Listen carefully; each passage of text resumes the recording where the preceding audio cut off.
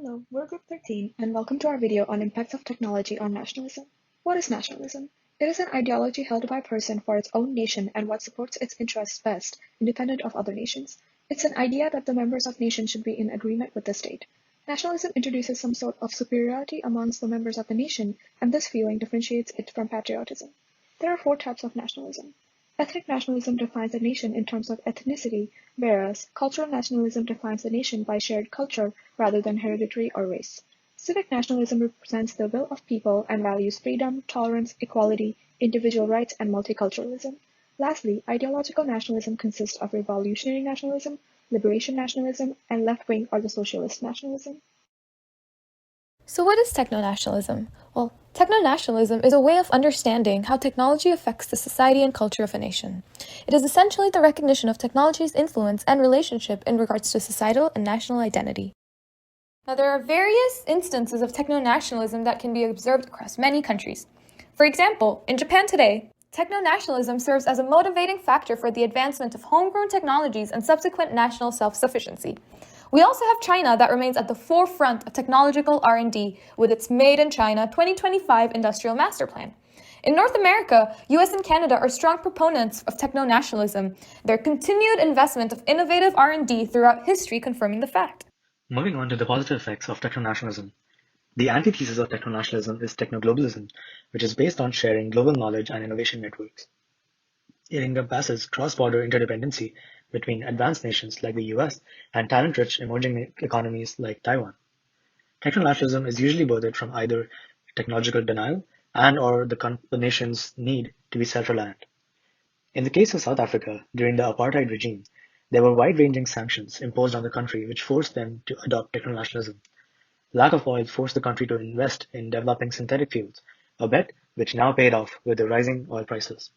Techno-nationalism has empowered countries to break away from costly ties and look inwards to grow tech streams. Techno-nationalism helps in building policies, factory economy, self-reliance, and a stronger position in trading and negotiations. It also provides a heightened sense of nationalism driven by technology, a very clear indicator of a country's success by projecting national power and status. With the countries focusing on building their own tech economy, the policies and investments help reduce brain drain and in fact contribute to brain gain and circulation. Strong political actions, like in the case of US putting sanctions on China's biggest OEM, Huawei, while in the midst of a trade war, helped in strengthening US citizens' faith in their government. A glaring example of techno-nationalism and its positive effects can be seen with the recent crowning glory of Indian space program. In the late 1980s, India was repeatedly denied access to cryogenic engine technology required for heavy lift rockets by the United States. These actions by foreign governments and a weak position held back the Indian Space Research Organization by several years. Ultimately, the growth in Indian nationalism, liberalization of reforms, and opening up the economy to foreign investments under the Industrial Policy Act of 1991 helped position India strategically to tech investments. In 2008, India launched its own moon orbiter, Chandrayaan-1, which became the most cost-efficient, high-resolution remote sensing lunar probe. Paradoxically, it carried 2 USA payloads from NASA as well. In today's time, India is one of the handful of countries in the world with credible space technology. Born out of Indian techno-nationalism, it has served the civilian needs in meteorology, broadcasting, remote sensing, and is the largest domestic communication system in APAC countries. Techno-nationalism can be interpreted on how well a nation innovates and spreads technology across the country, which results in the growth, sustainability, and prosperity of a nation. Positive effects of techno-nationalism are also present across Canadian history. Although many associate technologies with digital products, any application of scientific knowledge in practical human life can be considered technology. For instance, trains. In 1881, the Canadian government aimed to unify the country by connecting the East and West with the construction of the Canadian Pacific Railway. This railway became a big part of the nation's identity and pride. Currently, the Canadian government looks to boost innovation in Canada with the investment in 5 key industries. With many Canadian organizations looking to innovate and create technologies that define the ingenuity of Canada, the rising techno-nationalism is resulting in a growing economy, greater talent being produced and kept in the country, and improved prosperity. By looking to lead the globe in certain industries, the national identity of Canada, being an innovative country, is leading the nation to be more self-sufficient and have a stronger position on the global level. We'll now talk about some negative effects of techno-nationalism. We'll take 2 case studies, one from a developing nation's perspective and other from a developed nation's perspective. An analysis will be presented on how social media manipulation affected political elections in these countries. We'll now discuss how social media manipulation led up to India's 2019 general election. India's 900 million eligible voters, including 340 million Facebook users and 230 million WhatsApp users, took part in India's 2019 general election, one of the largest exercises of democracy in history. Drawing on data from the Global Cyber Troops Annual Inventory, it was found that cyber troop capacity was significantly increased in the 2019 general election. Low levels of regulation on networks such as Facebook, Twitter, and WhatsApp, and a population comprising of a variety of religions with varying levels of digital literacy provided a fertile ground for disinformation.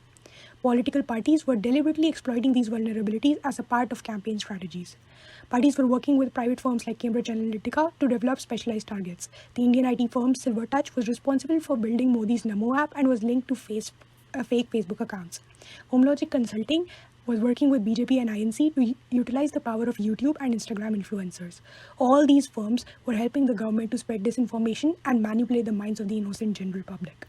This makes us realize that the impact will be beyond the 2019 election, as more and more organizations are getting hired to develop cutting-edge political campaigns with the help of social media manipulation techniques in India. Our second study is based on the scandal surrounding Cambridge Analytica and how it played a role in presidential elections of 2016. In 2013, Cambridge Analytica partnered with Alexander Kogan, a University of Cambridge researcher.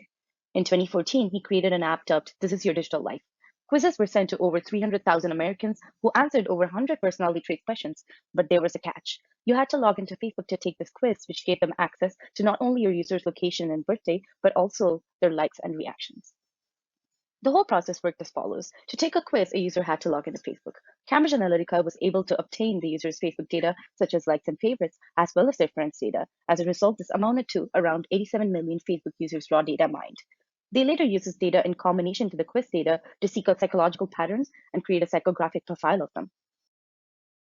There's an email from Kogan to Christopher Wiley on what traits about a user can be predicted from quiz questions and how more specific traits can be identified with bigger questionnaires. By having access to this data, they efficiently filtered ads, listings, or posts based on user preferences.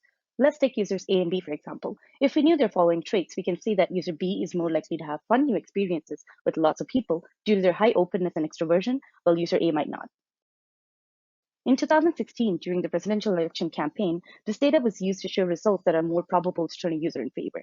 Here, we see 3 examples of search results where they were tailored to be Trump favored. Later in 2018, whistleblowers like Brittany Kaser and Christopher Wiley revealed the scandal by mentioning the profiling process and its effects on the elections. We're talking to Dion Farrington here, and we're just going to go through a few questions about techno-nationalism. Are you ready? Yeah, sure. How would you describe nationalism?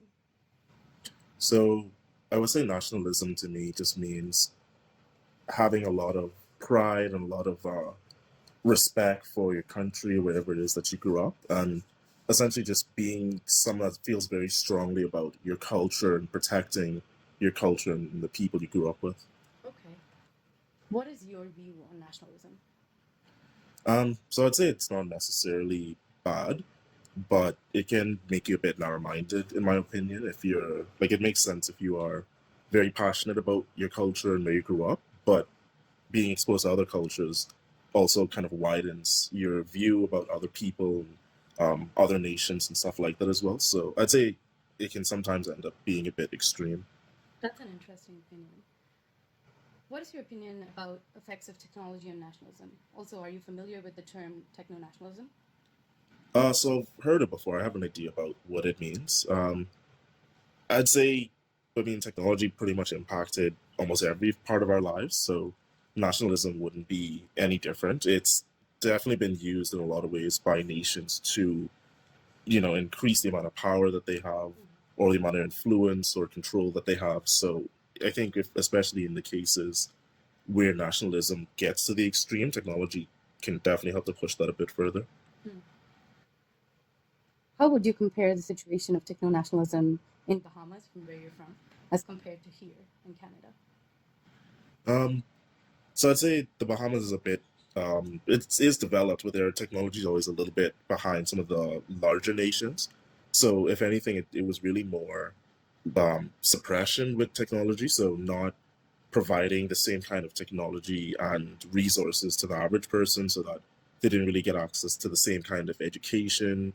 They didn't have the same opportunities. So, and of course, the people with the most power especially in like places like in the government and stuff like that would have a lot of power. So it's definitely been used to suppress things a lot.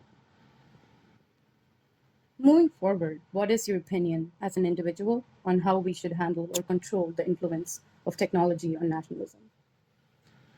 So I guess it's mainly around regulation and stuff, like just making sure that technology, it is very important. It's something that you're never going to not be able to have in our lives. We're not going to be able to be in a position we don't depend on technology.